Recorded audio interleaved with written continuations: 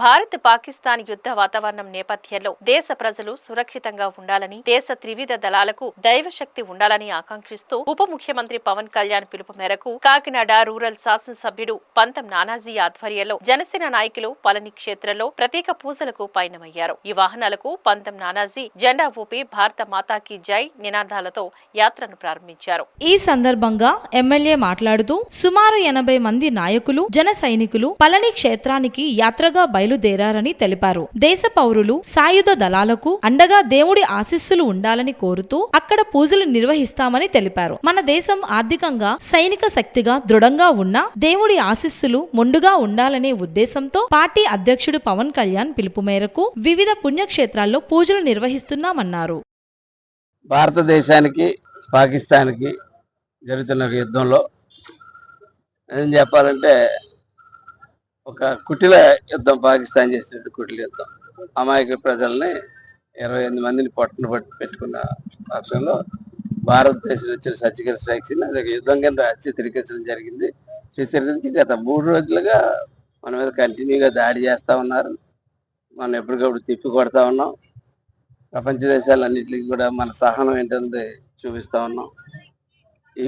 ఈ పరిణామాల్లో ఇవాళ అన్ని రకాలుగా ఆర్థికంగానేంటి, వైమానిక దాడుల విషయంలో ఏంటి, ఒక నేవీ రకంగా, ఆర్మీ ఫోర్స్ రకంగా, ఏ రకంగా చూసినా మనతో భారతదేశంతో పోటీ పడలేదు పాకిస్తాన్.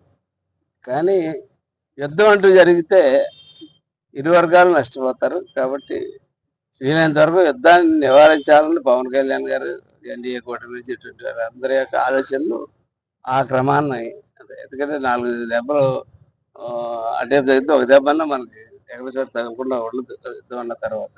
కాబట్టి అటువంటి నివారించాలి, శాంతి కావాలని చెప్పి శాంతి ఒప్పందాలు నేను చేసుకున్నప్పటికీ కూడా వాటిని మళ్ళా ఇచ్చేసాను రాత్రి మరొక్కసారి చూపించారు. ఈ తరుణంలో ఇన్ని బలాలు, మిత్ర దేశాల బలం ఉంది, మన స్వయంగా చాలా బలమైన దేశం మంది. మన army, reserve forces, navy, air force, మనకున్న నౌకలు, విమానాలు, ఏదైనా సరే అన్ని రకాలుగా పైచాయి. కానీ ఎన్నిటికి మించింది దైవ బలం కూడా ఒకటి ఉండాలన్న సంకల్పంతో పవన్ కళ్యాణ్ గారు ఇవాళ ఒక ఎన్డీఏ కూటమిలో భాగస్వామిగా ఈవేళ ఈ భారతదేశం మోడీ గారి నాయకత్వంలో ముందుకెళ్ళాలి, ఇందులో విజయం సాధించాలి. ఆల్మోస్ట్ మనం విజయం సాధించాం. రకంగా చెప్పాలంటే ఇది విజయయాత్రే. కానీ అలాగే సార్ అనుకున్నారు, నిన్న యుద్ధం అయిపోయినప్పటికీ కూడా క్యాన్సిల్ అని అందరూ అన్నారు. కానీ సార్, మనం ఒకసారి అనుకున్న తర్వాత మనం వెళ్ళాలి అని చెప్పి చెప్పడం, షణ్ముఖ క్షేత్రాలకి ఎమ్మెల్యేలు అందరినీ పెద్ద ఎత్తున వెళ్ళి ఇక్కడ పూజలు చేసుకుని మంగళవారం నాడు ప్రతి షణ్ముఖ క్షేత్రంలోని ప్రతి చోట మనకేమో పళని చెప్పడం జరిగింది. పళని మా యొక్క జన సైనికులు అందరితోటి పళని వెళ్ళడం జరుగుతూ ఉంది.